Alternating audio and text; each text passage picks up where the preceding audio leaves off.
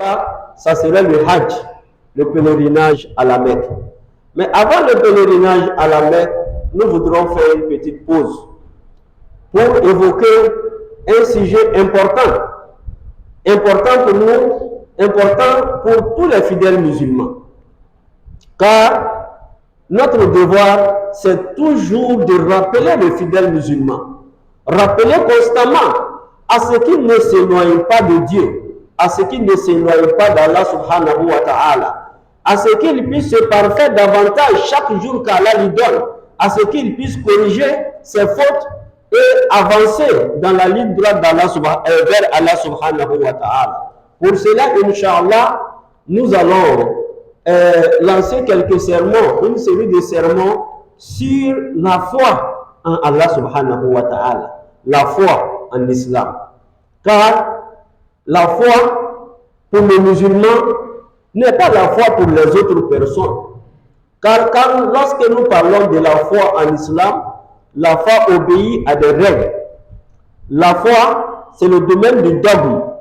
Ça obéit aux recommandations et aux interdictions. C'est pour cela nous disons que l'islam se résume en foi en Allah subhanahu wa ta'ala. Lorsque nous avons la foi, on est musulman.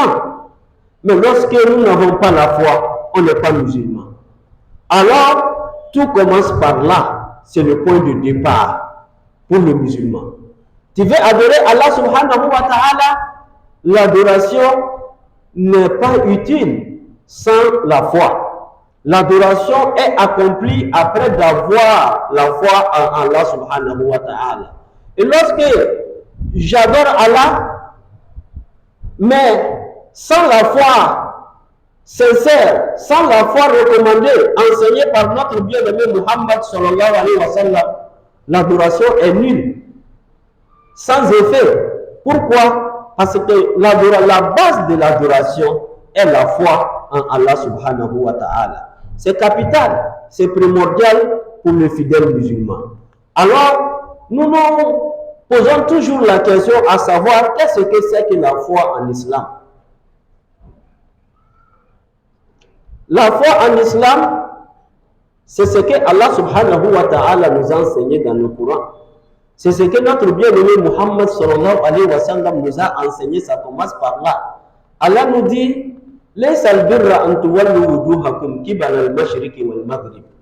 Il dit, bienfaisance en islam, c'est pas de s'orienter vers, comment dirais-je, lever du soleil et le coucher du soleil. Non. Bienfaisance, c'est de croire en Allah subhanahu wa ta'ala. Croire en la prophétie de Muhammad sallallahu alayhi wa sallam. Croire aux livres révélés. Croire aux anges. Et croire au jour de la résurrection. Et croire aussi à ce que nous appelons le destin. Que ça soit bien ou mauvais. Voici la foi en islam. Fidèle musulman.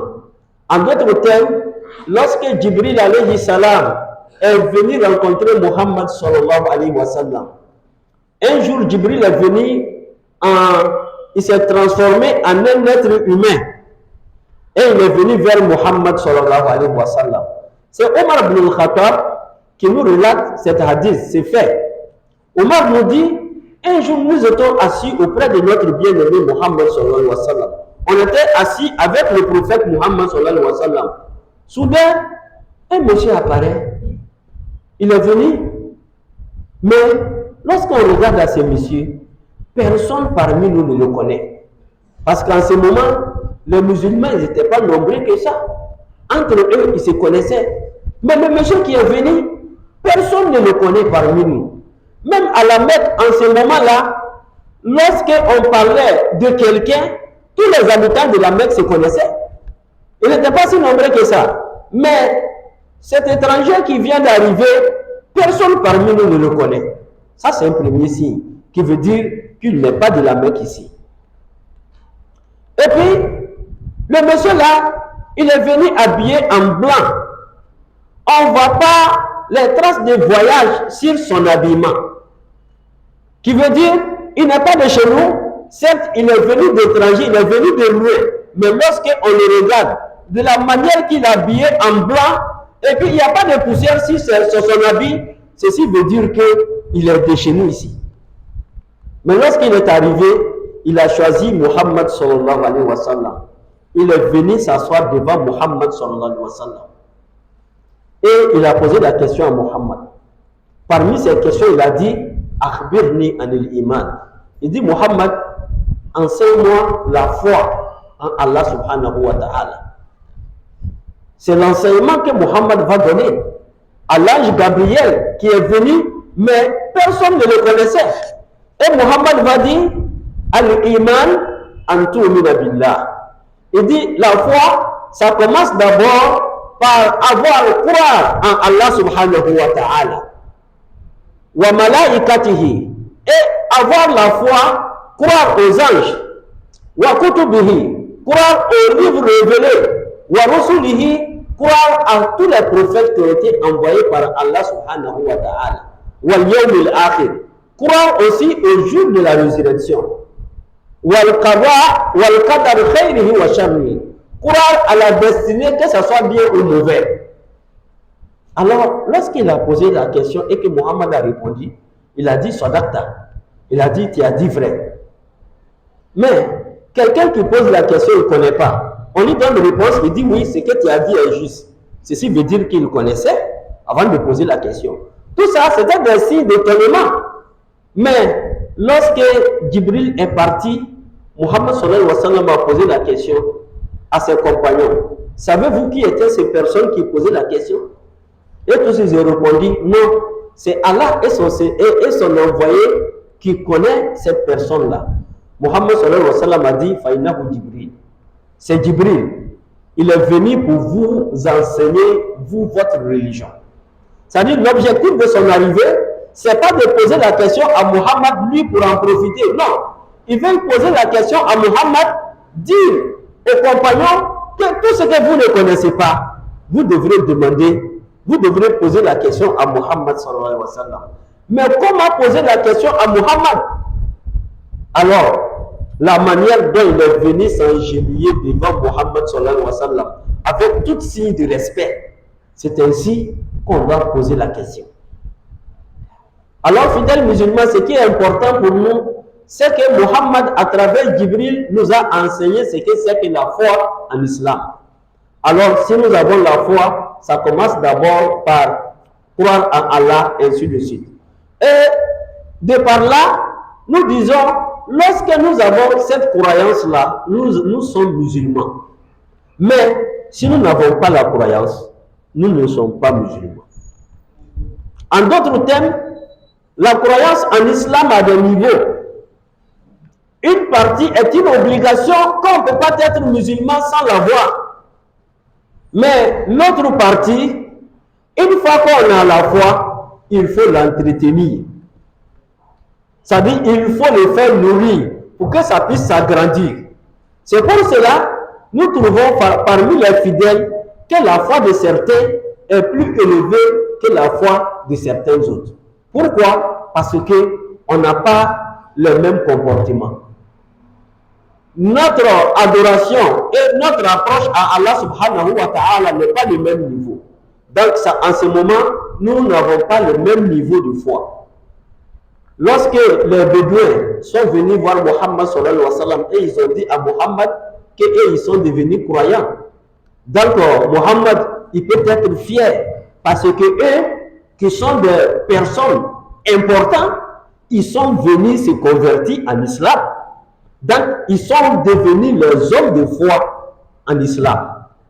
Muhammad sallallahu alayhi wa sallam, il les a répondu à travers une révélation venant d'Allah subhanahu wa ta'ala. Il dit, ne dites pas vous êtes des croyants, dites plutôt vous êtes des musulmans, mais jusque-là, la croyance n'a pas encore pénétré vos cœurs. Ici, on ne peut pas être musulman sans avoir la croyance, mais notre niveau de croyance, il faut travailler pour le mériter. Il faut travailler pour l'avoir. C'est ce que Muhammad sallallahu alayhi wa sallam a enseigné à ces gens. Fidèles musulmans, la foi en islam, nous venons de le définir. Alors, c'est le début. C'est, on va dire, c'est la base de toute chose en islam. Tu veux avoir des mérites auprès d'Allah subhanahu wa ta'ala, ça commence par là. Tu veux avoir le paradis, ça commence par là. Tu veux que tous les actes que tu poses dans ta vie, des bons actes, qu'il y ait des mérites auprès d'Allah subhanahu wa ta'ala, ça commence par la foi.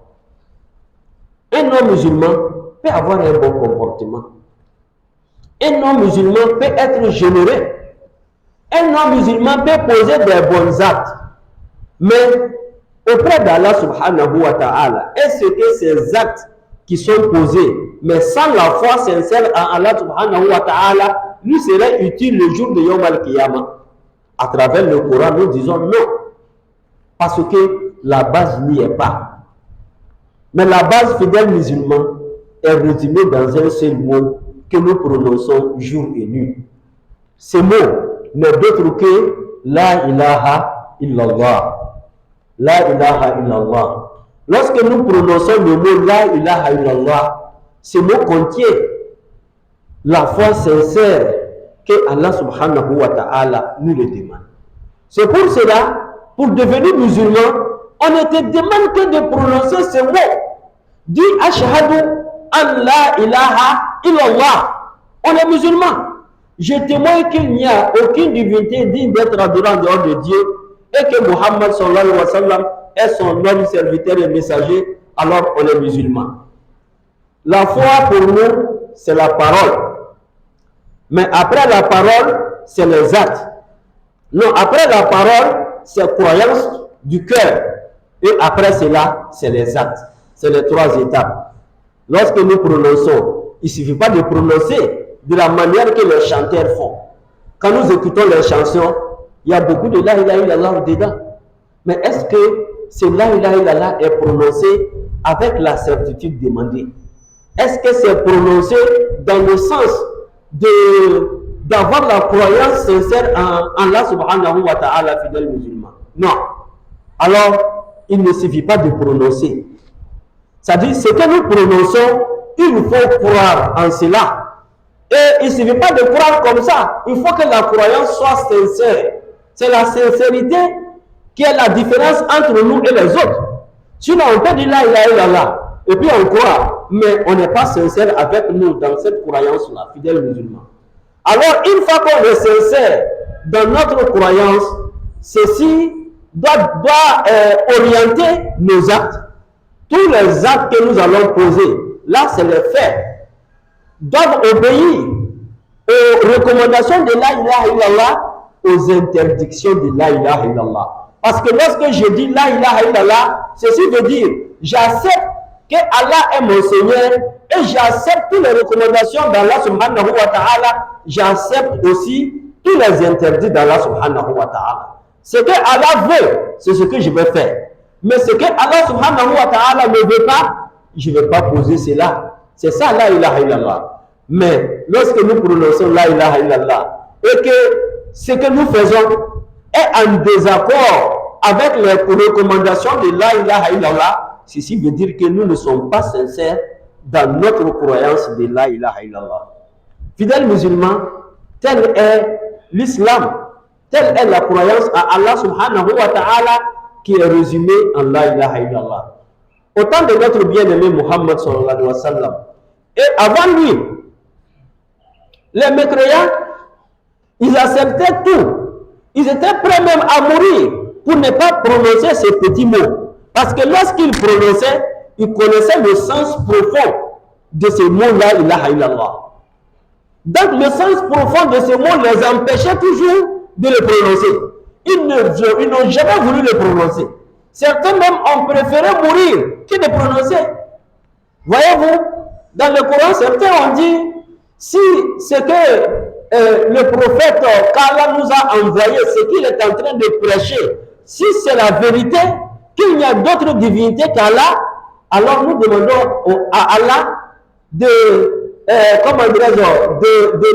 nous lapider avec pluie de pierres. Ceci veut dire on préfère mourir que d'obéir à cet appel-là. Fidèles musulmans, Aujourd'hui, il faut regarder nos comportements étant des musulmans. Il faut regarder les enseignements de notre bien-aimé Muhammad sallallahu alayhi wa sallam, les enseignements du Coran, et il faut regarder le comportement des musulmans d'aujourd'hui. Tu trouveras que même ceux qui se disent musulmans, ils ont des problèmes. Quand le petit point là est profond, alors chacun doit connaître les interdits et chacun doit faire très attention. Parce que souvent, nous prononçons la ilaha illallah, mais il y a des petits mots. Lorsque ces petits mots, nous les prononçons, ça vient tout gâter. Souvent, il y a des actions. Lorsque nous posons ces actes-là, ça vient tout gâter. Alors, il faut aller en profondeur, connaître réellement. Lorsque je dis la ilaha illallah, le sens profond, ça veut dire quoi? Ça enseigne quoi, fidèles musulmans? Lorsque je dis la ilaha illallah, ceci veut dire j'ai la foi en Allah subhanahu wa ta'ala. Et la foi en Allah se résume en 4 points. 4 points essentiels. La première des choses, c'est de croire à l'existence d'Allah subhanahu wa ta'ala. Wujudullahi azza wa jalla. La ilaha illallah, ceci veut dire, moi j'ai la certitude que Allah existe. Allah est bel et bien présent, il existe. Un deuxième point, alors quand je dis la ilaha illallah, je crois à l'unicité d'Allah subhanahu wa ta'ala. Allah, il est unique. Il n'a pas engendré, il n'a pas été engendré. Et nul n'est égal à lui. En troisième point, Allah est mon Seigneur. C'est Allah j'adore. Je n'adore pas et je n'adorerai jamais aucune divinité en dehors d'Allah subhanahu wa ta'ala. En quatrième point, je crois aux attributs d'Allah subhanahu wa ta'ala. Fidèles musulmans, l'existence d'Allah, l'unicité d'Allah, la seigneurie d'Allah subhanahu wa ta'ala et les attributs d'Allah subhanahu wa ta'ala. C'est tous ces 4 points qui est résumé en la foi en Allah subhanahu wa ta'ala. Tu ne peux pas avoir la foi en Allah et puis dire que Allah n'existe pas. Et tu ne peux pas avoir le pensée des philosophes, des athées, de ceux qui ne croient pas en Allah subhanahu wa ta'ala, que tu vas les prendre comme modèle. Fidèles musulmans, Allah existe. Mais comment savoir que Allah existe? Allah même nous le dit dans le Coran. Souvent même, il dit aux prophètes, posez la question aux mécréants. Demande-les qui les a créés. Qui a créé les cieux? Qui a créé la terre? Et même ils vont répondre. En répondant, ils vont dire, c'est Allah subhanahu wa ta'ala qui a créé. Donc, à travers les créatures d'Allah subhanahu wa ta'ala, nous avons la certitude d'existence d'Allah subhanahu wa ta'ala, fidèles musulmans. Les cieux sont là. Quand on les regarde, c'est pas venu comme ça, comme Andrés, par hasard. Il a bel et bien été créé. Qui l'a créé? Allah subhanahu wa ta'ala. Nous marchons sur la terre. Mais qui a créé la terre? Voyez-vous, autour de nous, lorsque nous regardons la nature, nous regardons notre environnement, nous avons Allah subhanahu wa ta'ala partout. Alors ceci doit nous interpeller pour nous dire, oui, je crois en Dieu, je crois en Allah, Allah existe. Alors, si Allah existe, il est seul, il est unique. Lui-même il nous dit cela.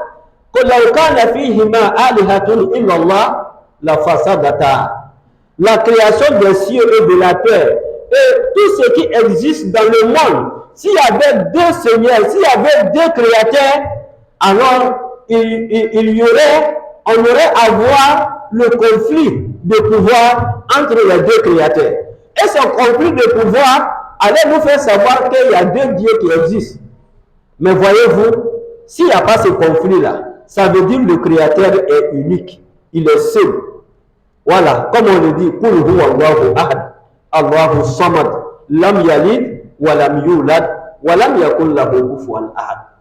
Allah est seul, unique, il n'est pas 2. Alors, il ne faut pas adorer autre Dieu. il faut dire Allah est mon Seigneur. Je crois en la seigneurie d'Allah subhanahu wa ta'ala. Allah est mon Seigneur, c'est Allah j'adore. Alors, si chez toi, tu penses que c'est la mer, ou bien un arbre, ou bien comment dire, une rocher, tu penses que ceci est votre divinité, sache que rocher a été créé, la mer a été créée, l'arbre aussi a été créé par Allah subhanahu wa ta'ala. Même les mécréants, lorsqu'on leur posait la question, pourquoi vous adorez les idoles? Ils répondaient, nous ne les adorons pas avec autre objectif. Notre objectif de l'adoration, c'est ce qui nous permet de nous rapprocher d'Allah subhanahu wa ta'ala. Alors, Mohammed l'a dit, vous n'avez pas besoin de cela. Alors, fidèles musulmans, si Allah est seul, nous devrons vouer à Allah subhanahu wa ta'ala toutes nos adorations. Nous ne devons pas adorer quelqu'un d'autre en dehors d'Allah subhanahu wa ta'ala. Tel est Allah subhanahu wa ta'ala. Telle est la croyance en Allah subhanahu wa ta'ala. Et les autres piliers de la foi sont là. Après Allah, il y a la prophétie de Muhammad sallallahu alayhi wa sallam que nous allons développer dans des autres sermons qui vont venir. Mais fidèles musulmans, il y a une question qui doit nous interpeller. Beaucoup de fois, nous, on est né musulmans. Voyez-vous, on est né musulman, qui veut dire on ne s'est pas converti en islam. Et en islam aussi, on peut naître musulman. Car Muhammad sallallahu alayhi wa sallam nous dit, Kullu mawludin yuladu ala al-fitra. Il dit, tout nouveau-né vient dans ce monde étant vierge. Ce sont ces deux parents qui vont faire de lui un musulman, un chrétien, un juif ou un athée, ou bien un adorateur des idoles. Mais nous, on est des musulmans qui veut dire nos parents ont fait de nous des musulmans. Alors, nous devrons toujours vérifier notre foi. Allah nous a gratifiés parce que avoir connaître l'unicité de Dieu, c'est une recherche profonde. Lorsque vous lisez dans l'histoire des prophètes, à chaque fois qu'Allah a voulu envoyer un prophète, la première des choses qu'il enseigne, c'est ça, la foi en Allah subhanahu wa ta'ala. Alors les prophètes aussi, lorsqu'ils venaient vers leur peuple, premier mot qu'ils lançaient, premier prêche, c'est les appeler à croire en Allah subhanahu wa ta'ala. Mais Ibrahim alayhi salam, lui, il a grandi dans un milieu où tout le monde adorait des idoles. Son papa même était le sculpteur des idoles. Il sculptait, il donnait à Ibrahim alayhi salam, il lui demandait d'aller vendre. Ibrahim, il prenait, il partait vendre. Mais en vendant, il dit, mais lui, il est Dieu. C'est lui qui nous a créés. C'est lui qui nous donne tout. Lui-même, il ne peut pas se vendre. Il faut que nous, on prenne pour balader avec lui pour le vendre. Et puis, on achète Dieu. Ah, ceci a interpellé Ibrahim pour dire, non, en réalité, ça là, ça ne peut pas être le vrai Dieu. وَكَذَلِكَ نُرِي إِبْرَاهِيمَ مَلَكُوتَ السَّمَاوَاتِ وَالْأَرْضِ لِيَكُونَ مِنَ الْمُوقِنِينَ فَلَمَّا جَنَّ عَلَيْهِ اللَّيْلُ رَأَىٰ كَوْكَبًا قَالَ هَٰذَا رَبِّي. Ainsi, Ibrahim a commencé à réfléchir, à penser, qui peut être moi, mon Seigneur? Alors, au cours de la nuit, il a aperçu, comment dirais-je, les étoiles. Il dit non, façon que les étoiles brillent, c'est les étoiles qui sont mon Seigneur.